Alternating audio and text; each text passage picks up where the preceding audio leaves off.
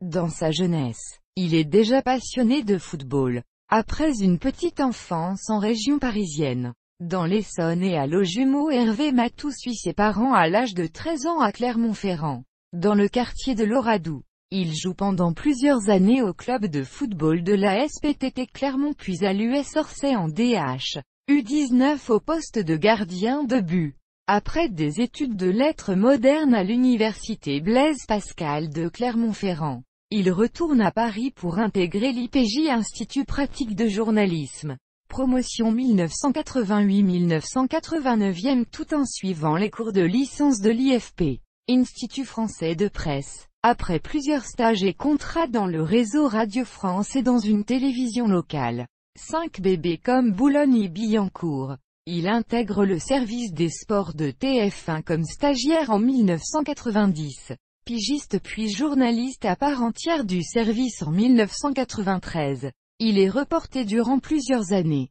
Couvre à ce titre le championnat d'Europe de football 1992 en Suède, les JO d'hiver d'Albertville 92, ainsi que la Coupe du Monde 1994 aux États-Unis.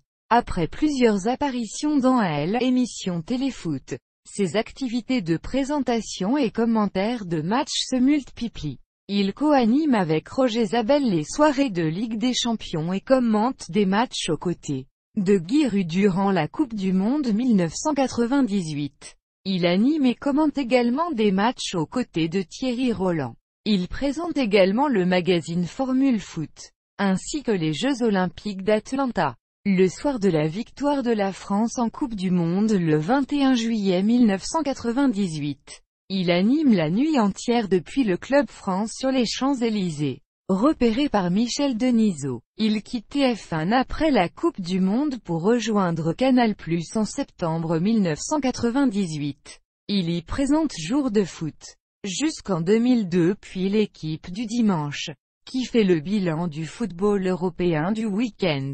Il change la formule de l'EDD en faisant débuter des chroniqueurs étrangers comme Darren Teletou, Javier Gomez. Dans le même temps, il anime aussi la soirée de Ligue des Champions en compagnie de nombreux invités Christophe Dugarry et Vicente Lizarazu, et surtout Michel Platini. Durant la Coupe du Monde de football de 2006, il anime chaque soir à 23h le programme « Jour de Coupe du Monde de la FIFA ». Durant l'été 2008, il anime tous les soirs l'émission Beijing Soir, présentant le résumé des événements de la journée aux Jeux Olympiques 2008 de Pékin en compagnie de Isabelle Moreau. À la rentrée 2008, il abandonne la présentation de l'équipe du dimanche afin d'animer une nouvelle émission, Canal Football Club tous les dimanches soirs à 19h40, 19h20 à partir de la saison 2009 à 2010.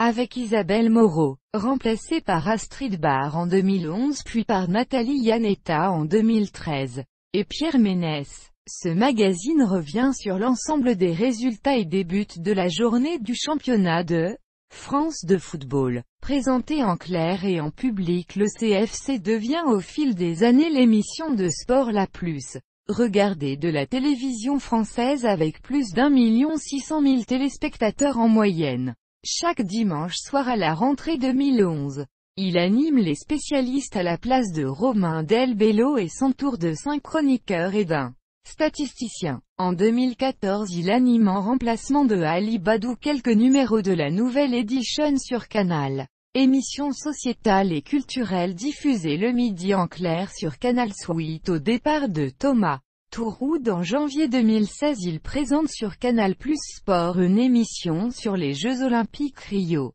Le Maga Vendée animait la tranche de 18 à minuit des Jeux Olympiques de Rio avec Laurie Delostal. Il est le commentateur du jeu et à Sport FIFA 07 avec Paul Le Guen. FIFA 08, FIFA 09, FIFA 10, FIFA 11, FIFA 12, FIFA 13, FIFA 14, FIFA 15 et FIFA 16 avec Franck Sauzet et dernièrement il commente FIFA 17 aux côtés de Pierre Ménès. Il est aussi le commentateur pour EA Sport du jeu UEFA Euro 2008 et du jeu Coupe du Monde de la FIFA Afrique du Sud 2010. Il a également commenté le jeu Canal+ Football 2000.